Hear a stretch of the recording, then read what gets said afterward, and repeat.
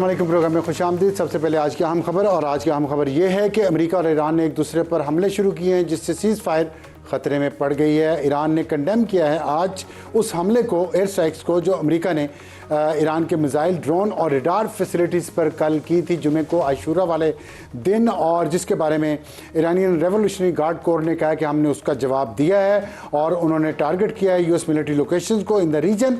नाम उन्होंने नहीं लिया था किस मुल्क में किया है, लेकिन बहरीन ने यह कहा है, एक स्टेटमेंट जारी किया है, उन्होंने कहा कि ईरानियन ड्रोन्स ने उनके मुल्क के अंदर, उनकी टेरिटरी के अंदर हमला किया। और इससे पहले अमेरिकन सेंट्रल कमांड सेंटकॉम ने जुमे को कहा कि ईरानी मिसाइल और ड्रोन ज़ख़ीरा करने के मकामात और साहिली रडार ठिकानों पर अमेरिकी मिसाइलों से हमले किए गए हैं, और ये है जवाब उस ईरानी फ़ौज की जानिब से तजारती जहाज़रानी के ख़िलाफ़ बिला जवाज़ जारियत का, जो जंगबंदी की वाज़ेह खिलाफ वर्जी। और ईरान ने एक दिन पहले बहरी जहाज़ पर हमले किए थे, जिसके बारे में प्रेसिडेंट ट्रंप ने एक ट्वीट भी किया था और एक ट्रुथ सोशल पे एक पोस्ट की थी, जिसमें उन्होंने कंडेम किया था और कहा था कि हम इसका जवाब देंगे।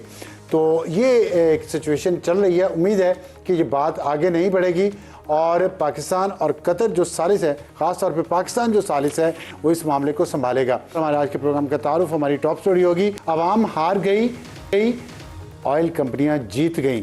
इस पे बात करेंगे अली परवेज़ मलिक साहब, जो वफाकी वज़ीर पेट्रोलियम है। उनसे पूछेंगे जितनी तेज़ी से कीमतें बढ़ाई जाती हैं, बाहर कीमतें बढ़ने से तेल की, उतनी तेज़ी से बाहर जब कीमतें गिरती हैं तो यहाँ क्यों नहीं गिरती? इसकी क्या वजह, क्या साइंस है इसके पीछे? कोई साइंस है भी, या सिर्फ ऑयल मार्केटिंग कंपनीज का इसमें प्रॉफिट देखा जाता है? इसके बाद हमारा आज का हॉट इशू होगा खलीजी जंग के बाद पाक अफगान चैलेंजेस। आप देख रहे हैं पाकिस्तान और अफगानिस्तान के दरमियान मसाइल चलते रहते हैं। अभी कुछ दिनों से इस पे फोकस नहीं हुआ खबरों का, मीडिया का, लेकिन आज हम इस पर फोकस करेंगे और देखेंगे कि क्या चैलेंजेस है और अब दोनों ममालिक आगे कैसे चल सकते हैं। और वहाँ पे जो दहशतगर्दों को जो पनाह दी गई है और जो वहाँ इंटरकॉन्टिनेंटल होटल में पार्टी कर रहे हैं टीटीपी के लीडरान, उसकी क्या वजह है, उसके पीछे क्या वजूहाती? हसन खान माहिर अफगान अमूर हैं, उनसे बात करेंगे। और हमारा आज का एडिटोरियल, क्या सीसीडी जो कुछ कर रही है पंजाब में या कहीं और, उससे जराइम में कमी आई है या नहीं, आपके साथ डेटा शेयर करेंगे और इस पे एक तजिया भी। शुरू करते हैं हमारी आज की टॉप स्टोरी। ज्वाइन किया हमें अली परवेज़ मलिक साहब ने, वफाकी वज़ीर पेट्रोलियम हैं। उनसे सवाल करेंगे, बहुत सारे सवाल आते हैं लोगों के हुकूमतों ने वादे क्या किए, प्राइम मिनिस्टर शहबाज शरीफ साहब ने वादा क्या किया और वो वादा पूरा किया या नहीं किया। और इसलिए हमारी आज की टॉप स्टोरी जो होगी उसका उन्वान है अवाम हार गई, ऑयल कंपनियां जीत गई। लेकिन क्या ये ऐसा ही है, ये हमें बताएंगे अली परवेज़ मलिक साहब, जिन्होंने हमें ज्वाइन कर लिया है। लेकिन पहले ज़रा एक छोटा सा एक मोन्टाज देखें, प्राइम मिनिस्टर शहबाज शरीफ साहब क्या कह रहे हैं। मैंने वादा किया था कि हम कमी आएगी तो एक एक पाई कौम को वापस लौटाएंगे, एक एक पाई वापस लौटाएंगे। अली परवेज़ मलिक साहब, खुश आमदीद हमारे प्रोग्राम में। लेकिन प्रोग्राम का आगाज़ करने से पहले मैं आपने 9 मई को 2026 को कुछ कहा कौम के साथ, आप वो सुन लीजिए। ये दोनों भाई आपके ये आपको को कराते हैं कि जिस तरह से मार्केटें बेहतर होना शुरू होती हैं, ये सारी की सारी रिलीफ आवाम को फराहम कर दी जाएगी। ये आप और आपके भाई वज़ीर ख़जाना औरंगज़ेब साहब बरादरी भाई भी हैं, तो बताइए कि लोग सवाल कर रहे हैं कि किधर है वो रियायत जो आपने वादा किया था, जंग ख़त्म होगी, तेल की कीमतें नीचे जाएंगी, अवाम को फ़ायदा होगा। अब्सार साहब बहुत शुक्रिया। यकीनन ये बड़ा एक अहम पहलू है जिसके ऊपर हमें गुफ्तगू आज और लोगों को हक़ाइक़ बताने की ज़रूरत है, क्योंकि वज़ीर आज़म शहबाज शरीफ साहब ने हमेशा मुझे जो हिदायत दी है वो ये है कि आवाम के लिए जो तुम रिलीफ़ मुहैया कर सकते हो, एक शफाफ और एक जायज़ अंदाज के अंदर उसको ज़रूर करो। और जो भी इस जंगी सूरत हाल के अंदर फ़ैसले किए हैं वो मैंने किए हैं और मैं उसके ऊपर कायम हूँ और मैं शुक्रगुज़ार हूँ कि आवाम ने भी उनको समझा और वज़ीर आज़म साहब और सारी काबीना ने भी मेरी मदद की। अब मैं आपके ऊपर इस सवाल पे आ जाता हूँ, और उससे पहले बल्कि ये भी कहूँगा कि मुझे एहसास है हम हल्के की थड़े की सियासत करते हैं कि आवाम तकलीफ़ में है एक ऐसी सूरत हाल की वजह से कि जिसके शायद बनाने के अंदर हमारा तो इतना बड़ा किरदार नहीं था, पर उसकी कीमत सारी दुनिया भुगत रही है। और और आज वज़ीर आज़म साहब और आसिम मुनीर साहब और इसहाक डार साहब और मोहसिन नकवी साहब ने जो ये सुलहबंदी कराई है, उससे मार्केटें गिरना शुरू हो गई हैं, इसमें कोई दो राय नहीं है।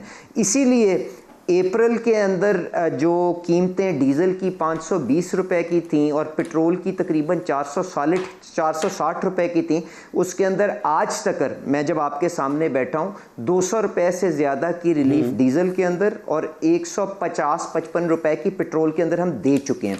अब जो ये जो नया तनाज़ा या जो बहस ज़ेर बहस जो चल रही है कि जी के बैनुल-अक़वामी मंडी के अंदर पिछले हफ्ते के अंदर कीमतें बहुत गिरी, पाकिस्तान के अंदर क्यों नहीं गिरी, मैं आपको गुजारिश ये करूँगा, ख़ाम तेल के अंदर बिल्कुल गिरावट आई है और ख़ाम तेल उसी सतह के ऊपर आ गया है जो जंग से पहले कीमतें थीं। और मैं दुबई ख़ाम तेल की बात कर रहा हूँ, वो तकरीबन $70 से भी नीचे चला गया, जो लगभग वही सतह है जो फरवरी के अंदर थी। पर इब्सार साहब, नहायत ही आजिज़ी से मैं गुजारिश ये करूँगा कि पूरे हकायक हमें देख लेने चाहिए। हम ख़ाम तेल अपनी गाड़ियों और मोटरसाइकिलों में नहीं डालते, हम पेट्रोल और डीज़ल डालते हैं और दिहाइयों से यहाँ पे जो कीमत तय की जाती है वो प्लैट्स का रेट जो पेट्रोल और डीज़ल का होता है उसके मुताबिक किया जाता है। अब मैं आपको चंद हकायक रख देता हूँ, उसके बाद टैक्सेशन के ऊपर भी आ जाऊँगा और उसके बाद हमने क्या किया आवाम के तहफ़्फ़ुज़ देने के लिए उसके ऊपर भी आपको थोड़ी सी रोशनी डाल दूँगा।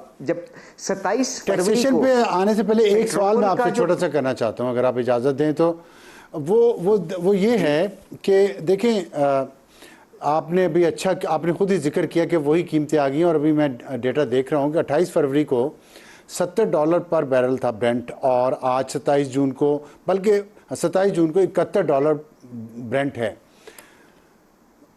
28 फरवरी को, बल्कि 1 मार्च को जो पेट्रोल की पर लीटर कीमत पाकिस्तान में थी वो 266 रुपये थी।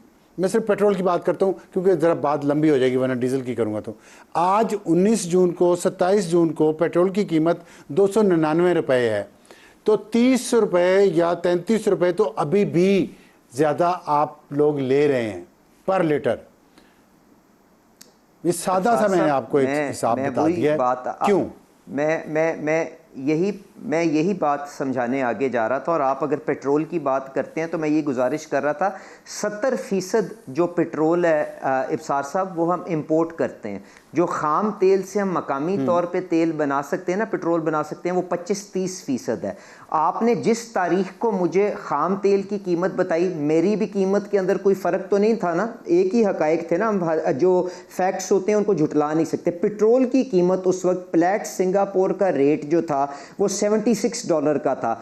आज जो मेरे पास कीमत कल आई है वो $92 पर बैरल के ऊपर है। तो मुझे बताएं कि क्या कीमत जंग से पहले की सतह के ऊपर आ गई है? अब एक सेकंड के लिए और बात सुनिएगा कि जो पेट्रोलियम लेवी जिसके ऊपर शोर गुल होता है कि जी वो उसके ऊपर हुकूमत ने अपनी आमदनी बढ़ा ली, जिस तारीख को आपने जिक्र किया जंग से पहले 84 रुपीज़ पर लीटर उसके ऊपर लेवी थी, आज हुकूमत ने 66 रुपीज़ पर लीटर उसको किया हुआ है। उसके बावजूद भी कीमत ज़्यादा है, बल्कि क्योंकि बैनुल-अक़वामी मंडी में कीमत ज़्यादा है। पिछले हफ्ते हमने, आपने ये भी देखा होगा कि जो डिस्ट्रेस्ड कार्गो हमने जंग की सूरत हाल में खारजा महाज पे मदद लेके, ईरानी भाइयों से मदद लेके, अमरीकनों से मदद लेके जो हमने सस्ते जहाज़ लिए, हमने उनसे जो मुनाफा कमाया, वज़ीर आज़म साहब ने तो इस हद तक कोशिश की, उन्होंने ना सिर्फ वो 129 अरब रुपए जो वफाकी हुकूमत के खर्चे बंद बांधने के लिए, पर उसके बाद सूबाई हुकूमतों से मदद ली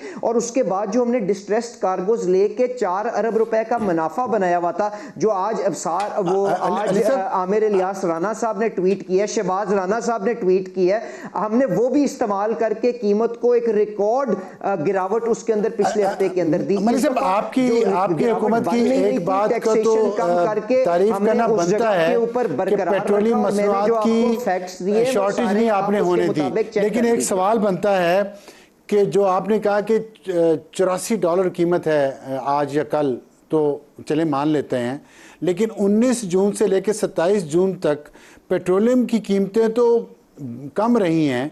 उसका जो आपने बेनिफिट है वो आम आदमी को ट्रांसफ़र नहीं किया, एक हफ्ते का, हफ्ते से भी ज़्यादा है, वो क्यों नहीं किया? और अब आपके पास एक एतराज़ आप पे ये आया है कि आपने जो पेट्रोल और डीजल की कीमतें हैं, खाम तेल की, आपने उस वक्त जब बढ़ानी थी तो खाम तेल का रेट कोट किया और अब रिफाइन का रेट कोट कर रहे हैं जब आपने कम नहीं की। तो ये तजाद एक लोगों को नज़र आ रहा है, आप इसका दोनों का जवाब दें। इब्सार साहब, अगर मुझे आप बात इख्तिताम करने दें तो लोगों को भी आसानी से समझ आ जाएगी। मैंने उस वक्त भी, अगर आप जाके देख लें, फ्लैट्स का रेट बताया था, हर मौके पे कहा था कि 2 अप्रैल को $280-290 पर बैरल के ऊपर डीजल चला गया है। मैंने उस वक्त कहा था कि अप्रैल के अंदर $136 के ऊपर पेट्रोल चला गया है। मैंने खाम तेल को ना उस वक्त कोई मैंने उसके साथ कीमतों को जोड़ा था, ना आज जोड़ रहा हूँ। और ये मैंने कोई आज और मेरी और आपकी ख्वाहिश की बात नहीं है, ये दिहाइयों से जो फार्मूला तय किया गया है वो फ्लैट्स के रेट के साथ होता है। तो मैंने आपको आज भी निहायती आजी से बताया कि आज $20 तकरीबन पेट्रोल की पर बैरल बैनुल अक़वामी मंडी में कीमत ज़्यादा है। लेवी 84 रुपीज़ जंग से पहले थी, आज 66 रुपीज़ हमने की हुई है। उसके बावजूद कीमत ज़्यादा है क्योंकि बैनुल अक़वामी मंडी में ज़्यादा है। जब गिरावट होगी तो जिस तरह से आपको 200 रुपए की डीजल में रिलीफ और 160 रुपए की पेट्रोल में दे चुके हैं, मैं क्यों रोकूंगा? मुझे बताएं, मेरे सामने ये आपके टैक्सेशन के नंबर्स हैं, बाकी खराजात हैं, वो ट्रांसपेरेंट अंदाज के अंदर शीटें ओगरा ने रिलीज कर दी हैं। क्या मैंने अवाम को जवाब नहीं देना? क्या मैंने अपने वादे की पासदारी नहीं करनी? तो ये तो बिल्कुल ही मतलब खाम खा लोगों को कंफ्यूज करने का मामला है ना। देखें, और जो कीमतें हैं, मैंने पिछले हफ्ते के फ्लैट्स के रोज की जो कीमत है अपनी सोशल मीडिया के ऊपर जारी की है। मेरे पिछले भी आप सारी जो मेरी गुफ्तगू है वो निकाल लें, वजीर आजम साहब की भी निकाल दें, आपके सामने आ जाएगा। किसी जगह के ऊपर कोई ना वादा खिलाफी हुई है, ना हम अपने वादे से पीछे हट रहे हैं। जिस तरह से बैनुल अक़वामी मंडी में पेट्रोल और डीजल की कीमत गिरेगी, वो वापस आवाम को अमानतन हम उसको वापस ट्रांसफर कर देंगे। अच्छा, एक चीज़ ये आई है कि ऑयल कंपनीज के दबाव में हुकूमत आई है। मैं उसका आपको रेफरेंस दे देता हूँ कि जब पिछले वीक आप लोगों ने ऑयल प्राइसेस कम की, एक हफ्ता पिछले हफ्ते की मैं बात कर रहा हूँ, तो ऑयल इंडस्ट्री ने एहतजाज किया और उन्होंने कहा कि यकतरफा फैसला है और इससे ऑयल मार्केटिंग कंपनियों और ऑयल रिफाइनरीज को 104 अरब रुपए का नुकसान हुआ। और उसके बाद 23 जून को वज़ीर आज़म और वज़ीर पेट्रोलियम यानी आपसे ऑयल मार्केटिंग कंपनीज और ऑयल रिफाइनरीज के CEOs ने मुलाकात की कि ऑयल कंपनी का जो नुकसान का दावा है उसे पूरा करने के लिए आवाम को रिलीफ नहीं दिया गया। अब की बात कर रहा हूँ, अब नहीं दिया आपने। तो ये एक बात आ रही है। मेरा सवाल ये है कि इसमें एक हद तक दुरुस्त है कि आपने ऑयल मार्केटिंग कंपनीज के दबाव पे आवाम को अब रिलीफ पास ऑन नहीं किया जो आया था रिलीफ, और आप लेवी कम करने की बात कर रहे हैं, तो फिर तो और प्राइसेस कम होनी चाहिए थी। जो मैं कंपैरिजन आपको दे रहा हूँ 28 फरवरी का या 1 मार्च का भी बल्कि, और 19 जून और 27 जून का, तो फिर तो पेट्रोलियम प्राइसेस में 33 रुपए से भी ज़्यादा फ़र्क आना चाहिए था। लेकिन चले छोड़े, तो क्या ऑयल मार्केटिंग कंपनीज ने दबाव डाला? नंबर 1। नंबर 2 ये कि 107 अरब रुपए का उन्हें 104 अरब रुपए का नुकसान हुआ तेल की कीमतें कम करने से। तो जब बढ़ती हैं उस वक्त कितने 100 अरब रुपए का उन्हें जो फ़ायदा होता है वो किसी खाते में नहीं है। कारोबार तो फिर ऐसे ही होता है ना, कभी नुकसान हो गया कभी फ़ायदा हो गया। वो चाहते फ़ायदा होता रहे, नुकसान है वो ना हो, बस वो अवाम को आप रिलीफ पास ऑन ना करें। ये इंसाफ है? अब्सार साहब, आप वज़ीर आज़म साहब को भी जानते हैं, मुझे भी जानते हैं। हमने जो जायज़ और हक़ पर फ़ैसला था वो किया। और मैं आपके हक़ाइक़ एक दफ़ा फिर आजी से कोशिश करता हूँ कि आपके सामने पेश कर दूँ। और ये चीज़ भी अपनी जगह गलत है कि वज़ीर आज़म साहब ने किसी से कोई मुलाकात की है और उनके दबाव में आए हैं। उन्होंने मेरे से मुलाकात की थी, और आप जितना मुझे जानते हैं, ना मैं अल्लाह ताला का शुक्र है किसी के दबाव में आता हूँ, ना मैं किसी के कहने के ऊपर कोई फ़ैसला करता हूँ। मैं हक़ाइक़ की बिना के ऊपर जितनी छोटी मोटी अकल है उसकी बिना के ऊपर करता हूँ। और बिल्कुल ठीक कह रहे हैं, कारोबार का ये हिस्सा है कि कभी आपको मुनाफा होगा कभी घाटा होगा, उसके ऊपर कोई हमें किसी से इतराज़ नहीं है। अब मैं एक दफ़ा दोबारा आपको हक़ाइक़ पेश कर देता हूँ। पेट्रोल का फ्लैट्स का रेट जंग से पहले $76 पर बैरल का था। 2 अप्रैल को $136 पर बैरल के ऊपर गया, आज $92 के बैरल के ऊपर है। इसलिए पेट्रोल वो जंग से पहले की कीमत के ऊपर नहीं आया। हालांकि जो पेट्रोलियम लेवी जंग से पहले 84 रुपीस पर लीटर थी, अब 66 रुपीस पर लीटर है, क्योंकि वो $15-20 से बैनुल-अक़वामी मंडी में पेट्रोल महंगा है, तो इसलिए मकामी कीमत ज़्यादा है। वरना जिस तरह से 160 रुपए की रिलीफ दी है, मेरी तो ख्वाहिश होगी मैं 300 रुपए की रिलीफ दे दूं। मैंने उसको क्यों रखना है अगर टैक्सेशन वहां पे बड़ी नहीं है। अब आपने कहा कि जी क्या दबाव पे आपने किया कि नहीं किया, मैंने तो इसका आसान काम किया। मैंने तो आज सुबह 9 बजे सारे का सारा जो हफ्तावार जो डेटा था रोज का, जिसकी एवरेज निकाल के कीमत को तय किया जाता है, मैंने तो वो निकाल के पब्लिक अपनी सोशल मीडिया के ऊपर रख दिया कि कैलकुलेट करके देख लें कि मैंने किसके दबाव पे किया है, कि ये हकायक की बिना के ऊपर किया है। जो 2 दिहाई से जो जिस तरह से रेट निकलता है उसी के मुताबिक किया, उसकी वजह से किसी को नुकसान होता है, फायदा होता है, जो इस कारोबार के अंदर है वो एक जायज अंदाज के अंदर उसको कवर करे और आगे चले। आपके रिजवान रजीक दादा ने जो ट्वीट किया, उन्होंने यही कहा है कि कीमत बढ़ाना थी तो खाम तेल का रेट कोट किया है, अब जो कीमत कम नहीं की तो रिफाइंड का कोट कर रहे हैं। ये भी तो आपके ट्वीट के बारे में कहा गया। अबसार साहब, अब रजी साहब से पूछ लें या मैं आपके सामने बैठ के आपसे बात कर रहा हूं, आप मेरे पास निकाल के देख लें। आपके पास सोशल मीडिया पे एक एक बयान पड़ा है कि मैं खाम तेल की बात कर रहा था कि मैं पेट्रोल डीजल की बात कर रहा था। मुझे बताएं, गाड़ियों के अंदर खाम तेल डलता है, वो तो रिफाइनरियों के अंदर इस्तेमाल होता है, रिफाइनरियों से जितना बनता है उसके मुताबिक मार्केट में आ जाता है। बाकी इंपोर्ट पे आज भी पीएसओ के टेंडर लगे हैं, उसके ऊपर मैंने तो हर जगह पे बात की कि जी बैनुल-अक़वामी मंडी के ऊपर जो पेट्रोल डीजल की कीमत है, उसके बाद उसके ऊपर जो खर्चा आता है, स्टेट बैंक के डॉलर का रेट क्या है और उसके ऊपर ड्यूटियां कितनी, टैक्स कितना लगता है, ये 4-5 बुनियादी जुज़ें कीमत को तय करने के लिए।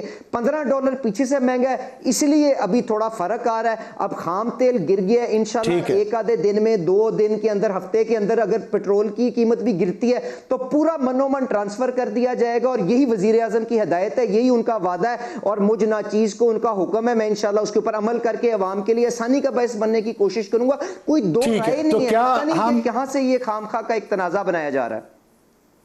ठीक है। तो आप बेसिकली कहना ये चाह रहे हैं कि अभी खाम तेल की कीमतें इंटरनेशनल मार्केट में कम नहीं हुई, अभी कम हुई थी फिर लेकिन बढ़ गई, तो इसलिए पेट्रोलियम की प्राइसेस कम इस हफ्ते नहीं की जा सकी। मैंने ये नहीं कहा, अब खाम तेल की कीमत, खाम तेल की नहीं इब्सार साहब, देखें मैंने ये कहा ही नहीं है, आप या समझ नहीं रहे या मैं समझा नहीं पा रहा हूं। खाम तेल की कीमत जंग से पहले की सतह पे आ गई है। जो रिफाइंड प्रोडक्ट है जो हम इंपोर्ट करते हैं पेट्रोल डीजल, उसकी अभी नहीं आई। तो खाम तेल क्योंकि नीचे गिर गया है, उम्मीद यही की जाती है कि अगले चंद दिनों के अंदर, हफ्ते के अंदर आपकी रिफाइंड प्रोडक्ट भी, क्योंकि ये सारी चीजें एक साथ ही डायरेक्शन के अंदर ठीक है, उसके अंदर बेहतरी आई है। तो मुझे समझ आ गई, अब मुझे समझ आ गई अच्छी तरह से, मुंतकिल कर दी जाएंगे। तो फिर एक मैं समझ गया हूँ, तो आपका मतलब डिले है, एक वो जो पेट्रोल आना है बाहर से उसकी कीमत अभी कम नहीं हुई इसलिए आप उसी कीमत पे दे रहे हैं। लेकिन फिर मुझे ये समझा दीजिएगा, फिर तो ऑयल मार्केटिंग की जो बात है कि जब बाहर कीमतें बढ़ती थी खाम तेल की, जब बढ़ना शुरू हुई हैं तो उस वक्त तो इंतज़ार नहीं किया गया कि नया पेट्रोल आएगा तो कीमतें बढ़ाएं। उसकी कीमतें तो फ़ौरन उसी दिन, उसी वक्त, अगले दिन, 2 दिन में बढ़ा दी गई। पेट्रोल कंपनियां को मुनाफा हुआ बहुत ज़्यादा उस वक्त। तो ये फिर यही तो बात लोग कर रहे हैं, ये तजाद तो है ना। इब्सार साहब, मैं नहायत ही आजी से तीसरी दफ़ा कोशिश करता हूँ, इससे पेट्रोल के आने जाने का कोई ताल्लुक नहीं है। ये एक इंडेक्स है, ये एक बैनुल-अक़वामी मंडियों के अंदर जो नोशनल इंडेक्स होता है, कीमत होता है, जिसके ऊपर किसी ने ख़रीदा है कि नहीं ख़रीदा, उसी के मुताबिक जब बढ़ रहा था तो कीमतों को बढ़ाया गया, आज वो जब घट रहा है तो उसके मुताबिक घटाया गया, पर वो कम ज़रूर हुआ है। इसीलिए हमने 160 रुपए की रिलीफ दी है। पर अभी वो जंग से पहले की सतह जो $76 के ऊपर नहीं आया, वो जुमे के दिन $92 पे क्लोज हुआ है। $92 से जब वो 76 या 80 की तरफ आएगा, फर्दर रिलीफ आवाम को दे दिया जाएगा। खाम तेल की कीमतें बिल्कुल वहां पे आ गई हैं जो जंग से पहले थी, पर हम खाम तेल एक हद तक इंपोर्ट करते हैं। हम पेट्रोल जो इंपोर्ट करते हैं उसकी कीमत मेरा सवाल मंडी के मुताबिक एडजस्ट कर देंगे। इसका सादा जवाब दे दें कि जब कीमतें, जब ऑयल कंपनीज हैं खाम तेल की कीमतें बढ़ती हैं तो वो फ़ौरन यहाँ पे कीमतें बढ़ा देती हैं, खाम तेल की कीमतें गिरी हैं तो फ़ौरन कम नहीं करती। इसकी वजह सिर्फ बता दें, लोग ये जानना चाह रहे हैं। देखें इब्सार साहब, मैं कोई उनका ना नुमाइंदा हूँ, पर मैं हक़ की बात करूँगा, चाहे किसी को वो पसंद आए ना आए। मैंने आपसे कहा उनका स्टॉक जिस मर्जी कीमत का पड़ा हो, मुझे उससे कोई गर्ज नहीं है।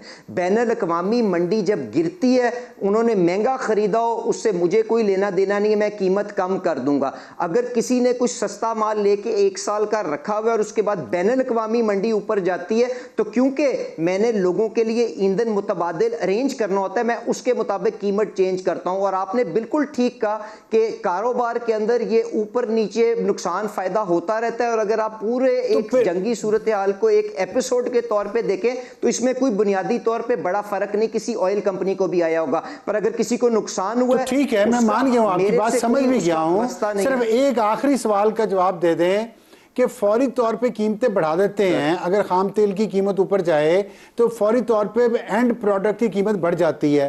जब खाम तेल की कीमत नीचे आती है तो फौरी तौर पे एंड प्रोडक्ट की कीमत नीचे क्यों नहीं आती, वहां गैप क्यों आ जाता है? सिर्फ ये समझा दें, इसका जवाब दें। नहीं आता ना इब्सार साहब, नहीं आता। उस वक्त भी जब आपने जंग शुरू हुई थी, हफ्ते के अंदर, 1 महीने के अंदर जो आपका डीजल, मैं मिसाल देता हूं, $80-90 का था, वो बढ़ के $280 पे चला गया था, इसलिए उसको बढ़ाया गया था। आज वो $280 से गिर के 105 पे आ गया, तो उसके मुताबिक उसको कम कर दिया गया। किसी नहीं, मैं आपको मैं डेटा दे देता हूँ। 28 फरवरी को 258 रुपए पर लीटर पेट्रोल था पाकिस्तान में, और 6 मार्च को 321 पे चला गया। 6-7 दिन की जंग में, 6 दिन की जंग में उन्होंने बढ़ा दिया। तो अब 6 दिन की जंग खत्म हुए तो अभी तो कम नहीं कर रहे। मेरा ये सवाल है। अब सार साहब, मैं आपको हर रोज जो बैनुल अक़वामी मंडी की कीमत होती है, मैंने वो पिछले हफ्ते की जारी की है, मैं आपको सारी दे देता हूं। उसके मुताबिक आप मकामी कीमत को देख लीजिएगा, आपको खुद ही समझ आ जाएगी। इसमें कोई इस तरह की कोई रॉकेट साइंस नहीं है। ये international Singapore S&P company daily कीमत तय करती है, उसके मुताबिक हफ्ते की एवरेज निकलती है, उसके मुताबिक कीमतों को रद्द-बदल किया जाता है। किसी के पास है नहीं है, इंपोर्ट किया नहीं किया, उससे कोई ताल्लुक नहीं है। एक शफाफ ट्रांसपेरेंट अंदाज जो दुनिया का राइज जो कानून है उसके मुताबिक आगे चलता है। ठीक है, लेकिन कंज्यूमर के साथ बहरहाल जाती है, गरीब कंज्यूमर के साथ, वो इसका हमारा जो भी बिजनेस मॉडल है। आखिर में सिर्फ 2 चीज़ें क्विकली बता दीजिएगा। एक इत्तला आई थी कि ईरान शायद पाकिस्तान को सस्ता तेल देगा, 20 रुपये पर लीटर या 100, क्या ऐसा कुछ है? और दूसरी बात यह कि क्या अगले हफ्ते कीमतें कम करेगी हुकूमत पेट्रोल की? अच्छा इब्सार साहब, जो ईरान का मामला है ना, देखें, गुजारिश ये है कि ईरानी हुकूमत के पास बहुत सा खाम तेल बिल्कुल मौजूद है, पर जो रिफाइंड पेट्रोल डीज़ल है ना, वो उसकी किल्लत है, और वो तुर्कमेनिस्तान से और बाकी के ममालिक से इंपोर्ट कर रहे हैं।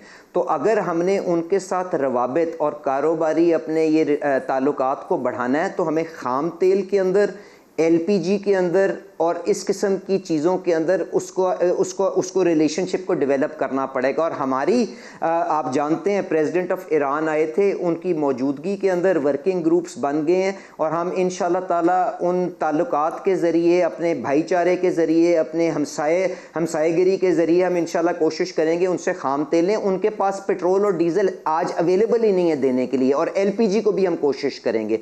तो ये तो ईरान के साथ ताल्लुकात के ऊपर मेरा जवाब आ गया। अब जहां तक कीमत की गिरावट की बात है, मैं आपको इब्सार साहब जो जंग के शुरू में कहा था, जंग के दरमियान कहा था, आज फिर आपको दोहरा रहा हूं, अपने वजीर आज़म साहब के पूरे भरोसे और इत्मीनान के साथ, कि जिस तरह से प्लेट्स का बैनुल अक़वामी मंडी में पेट्रोल और डीजल का रेट गिरेगा, वो मनोमन आवाम को मुंतकिल कर दिया जाएगा। और हमें एहसास है कि इस जंग के अंदर लोगों ने कितनी तकलीफ काटी है, तो उसमें 1 दिन की भी ताखीर नहीं आएगी। इसीलिए हफ्तावार जो रेट निकलता है उसकी एवरेज करके हम आवाम को ट्रांसफर कर देते हैं। किसी के पास महंगा वाला मॉलिक्यूल पड़ा है कि नहीं पड़ा उससे हमें कोई गर्ज नहीं है, क्योंकि बिल्कुल जायज़ बात है कि जब बढ़ती है तो उनको फ़ायदा भी होता है। और अगर आपने इस कारोबार में रहना है तो एक रूल बेस्ड अंदाज के अंदर, शफाफ अंदाज के अंदर, जायज़ अंदाज के अंदर आपको दोनों चीज़ों को हजम करके आवाम की बेहतरी के लिए आगे चलना पड़ेगा। पर कोई नाजायज़ काम जितनी देर तक अल्लाह ताला ने मुझे ये जिम्मेदारी दी है, क़यादत ने मुझे जिम्मेदारी दी है, मैं ईमानदारी के साथ उसको आगे लेके चलाने की कोशिश करूंगा। आवाम की तकलीफ का अजाला करने के लिए पहले भी 130 अरब रुपए शहबाज शरीफ साहब ने खर्चे हैं, सूबों की मदद के साथ और वसाइल करें जो जायज़ हमारी चादर के मुताबिक, चादर में रहते हुए जो वसाइल होंगे उसके आगे बंद बांधने की कोशिश करेंगे, बट नाजायज़ कोई फैसला नहीं करूंगा। जो आपके सामने मैंने यहाँ पे हकायक पेश किया, आवाम आपके सामने खुद फैसला कर लेगी। बड़ी अच्छी बात की है अली परवेज़ मलिक साहब, आपने बहुत अच्छा कंक्लूड किया। और अच्छी बात मुझे आपकी जो लगी है वो ये है कि आपने कहा कि आपको एहसास है लोगों के मसाइल का और आप पूरी कोशिश करेंगे कि जल्द से जल्द उन तक बेनिफिट जो है वो पहुँचे। हमारी दुआ है कि आप ये अपने इन अल्फाज का पास रखें और वाकई आवाम तक रिलीफ बहुत जल्द पहुँचे, और रखेंगे भी जो आपकी अंदाज़ा हुआ है। वक्त तो एक ब्रेक का, ब्रेक के बाद वापस आएंगे तो हमारा आज का हॉट इशू प्रोग्राम में दोबारा खुशामदीद। वक्त तो हमारे आज के हॉट इशू का, खलीजी जंग के बाद पाक अफगान चैलेंजेस, और ज्वाइन किया हमें हसन खान है, सीनियर जर्नलिस्ट हैं और माहिर हैं अफ़गान उमूर के। बहुत अच्छा लिखते हैं इस मौजू पे, और इसके बारे में आपको बता दूं कि आज हम इस पर इसलिए बात कर रहे हैं कि बहुत अरसे से अफगानिस्तान के इशू पे नज़र नहीं है, और इसकी वजह यह है कि पाकिस्तान ने एक गैर जानबदारी की पॉलिसी वहाँ पे इख्तियार की हुई है। किसी भी तालिबान मुखालिफ ग्रुप को पाकिस्तान सपोर्ट नहीं कर रहा, जिस पे हसन खान साहब का एक अपना पॉइंट ऑफ व्यू है। वो क्या है वो खुद ही बताएंगे, हमें उन्होंने ज्वाइन किया है। लेकिन आज एक हाशिम नूरजई को एक टारगेट किलिंग हुई है कोयटा में।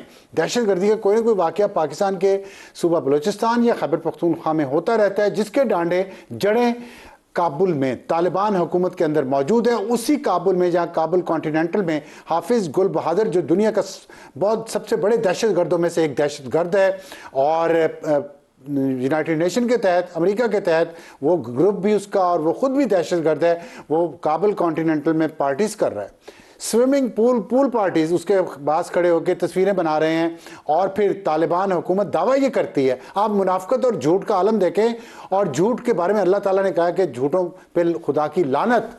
तो कुरान में कहा गया लानतुल्लाहि अलल काज़िबीन, और तालिबान हुकूमत ये कहती है कि हमारा TTP से कोई ताल्लुक़ नहीं है। हाफिज़ गुल बहादुर काबुल कॉन्टिनेंटल में पूल पार्टी कर रहा है, क्या बात है।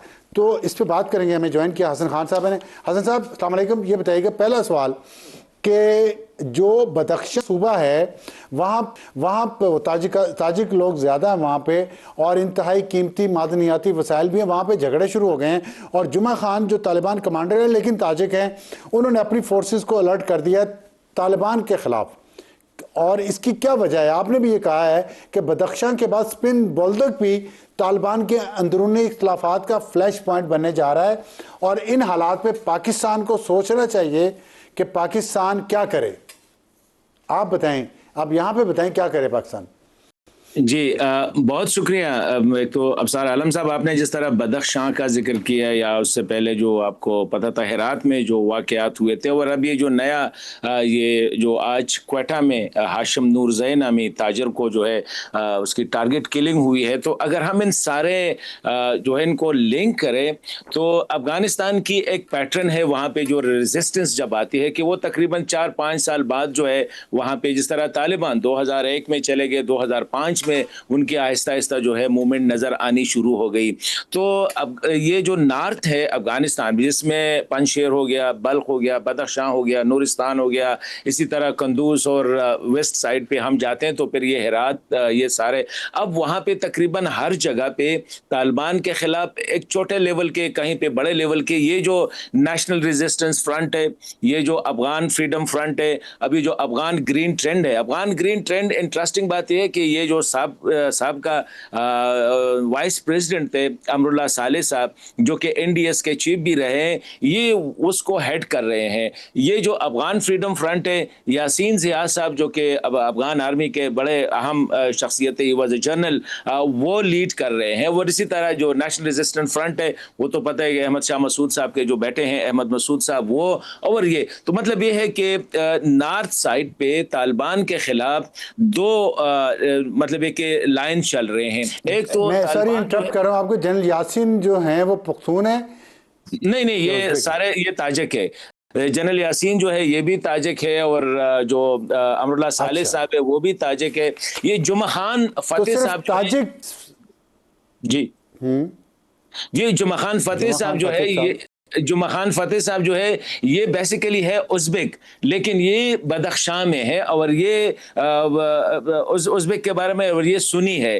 तो ये इसने भी जो तालिबान को ज्वाइन किया था 15 साल पहले, और ये बड़े मतलब एक he was a very prominent commander. तो अब बदख्शां में अगर आप देखें, एक साइड पे ये जो गोल्ड माइन है, इनकी बड़ी एक वो चल रही है, और ये जमहूरी दौर में भी यही चल रहा था, क्योंकि यहाँ से ये आगाज होता है।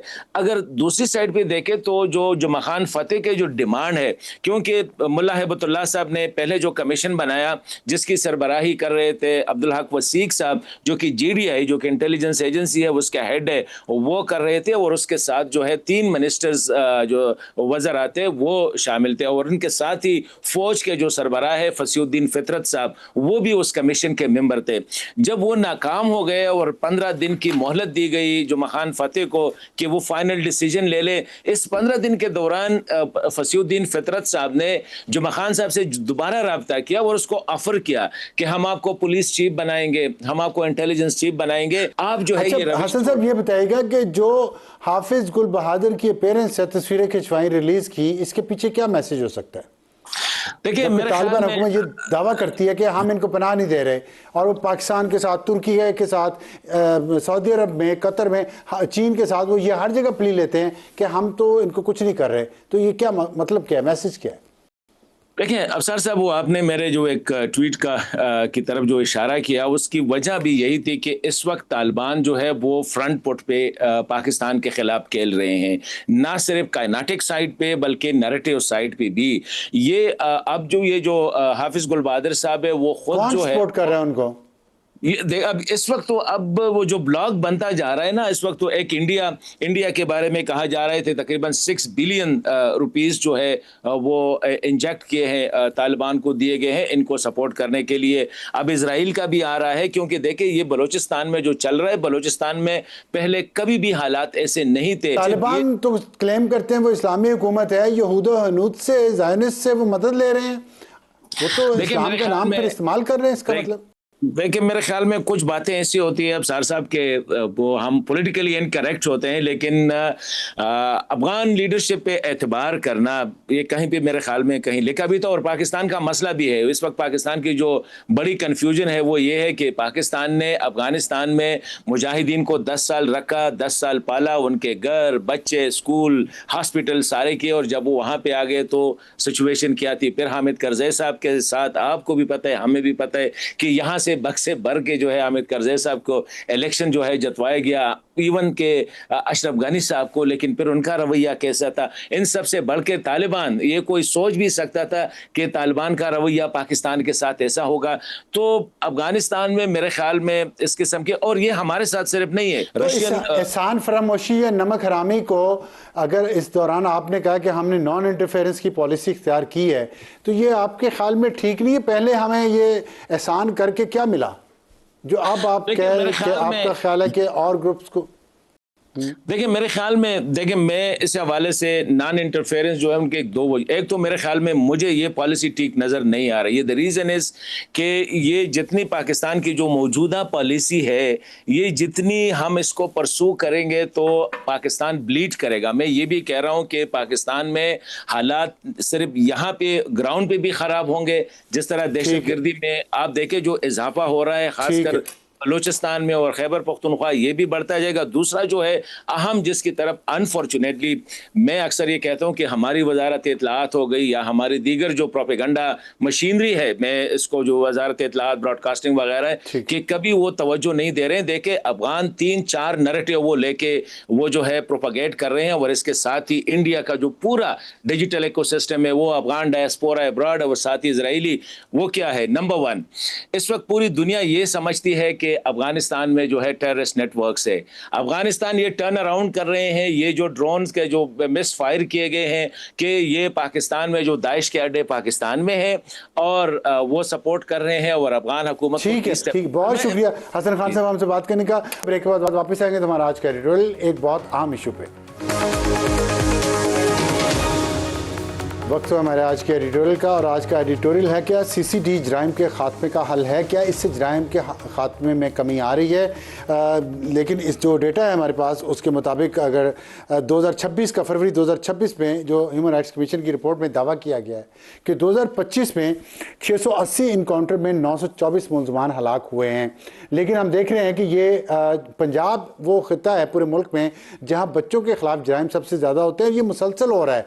इसके बावजूद 2026 में भी यही ट्रेंड है, 2025 में भी यही ट्रेंड था, 2024 में भी यही ट्रेंड था कि पंजाब में ये जराइम बच्चों के खिलाफ सबसे ज़्यादा हैं। एक तो ज़ाहिर आबादी सबसे ज़्यादा, लेकिन फिर भी 70% ऑफ द टोटल जराइम यहाँ पे होते हैं। और ये सीसीडी जो काम कर रही है उसके बावजूद भी पंजाब ही इन जराइम में सबसे आगे। तो डेटा तो ये साबित करता है। अब सरगोदा की 7 साला मुंतहा एक करीबी स्टोर पर गई और 10 मिनट के वक्त में रेप होगी और कत्ल होगी।